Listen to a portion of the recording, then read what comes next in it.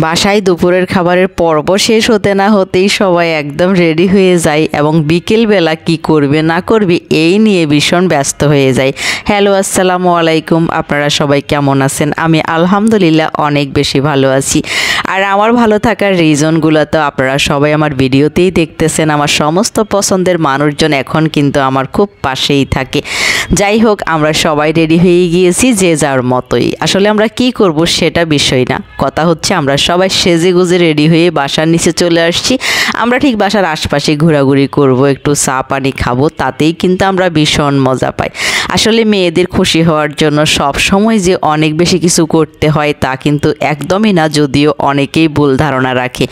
আমরা একটু হেসে কথা বললেও খুশি হয়ে যাই। প্রথমেই যেটা করলাম, আমার বাসার একদম কাছেই একটা এক্সপোর্টের দোকান ছিল, সেখানেই চলে গিয়েছি। আর সেখানে গিয়ে সুন্দর সুন্দর রং বেরঙের জিনিস দেখে তারা তো খুব খুশি। আর আমরা সেখান থেকে আমাদের সামান্য কিছু শপিং কমপ্লিট করে চলে গিয়েছি কৃষি মার্কেট। শীত তো চলে আসছে আর শীত তো চলতেছেই, এর মধ্যে কৃষি মার্কেটে গেলে শীতের এত সুন্দর সুন্দর সোয়েটার পাওয়া যায় যেগুলোর রেঞ্জ থাকে খুবই কম।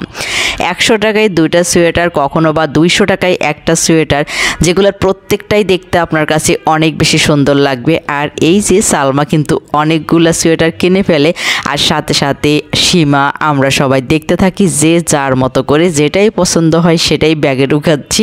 আর এখানে ছিল সুন্দর সুন্দর ব্লেজারের কালেকশন, আর এই ব্লেজারের কালারটা আমার খুবই পছন্দ, আর সেটাই আমি সালমাকে দেখাচ্ছিলাম।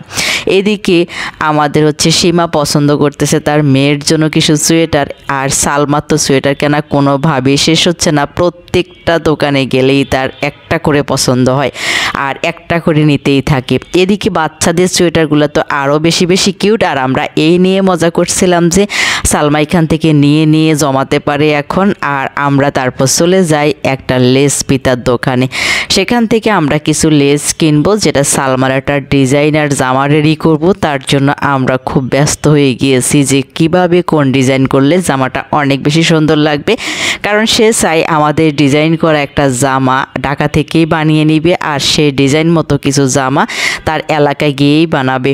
আমরা এখানে সুন্দর সুন্দর ফিতা দেখতে পাই। তারপর আমরা আবার চলে আসি কৃষি মার্কেটের সেই ব্যানের কালেকশনে। এখানে খুব সুন্দর সুন্দর কোয়ার্টস ছিল, যেগুলো ছিল 600-700 টাকার মধ্যে। আরও ছিল অনেক সুন্দর সুন্দর বাচ্চাদের সোয়েটার, যেগুলোর প্রত্যেকটার কালেকশনই খুব সুন্দর। আর আমাদের সালমা তো সবগুলো দেখেই বেহুশ হয়ে গিয়েছে।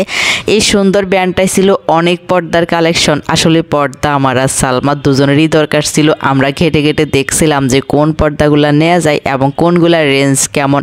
বাচ্চাদের এই ছোট্ট ছোট্ট জিনিসগুলো দেখলে সবারই চোখ আটকে যাবে। এর সাদা সোয়েটারটা আমার খুব পছন্দ হয়, আর সালমাকে আমি বলেছি এটা তাকে আমি গিফট করব। Thank you so much.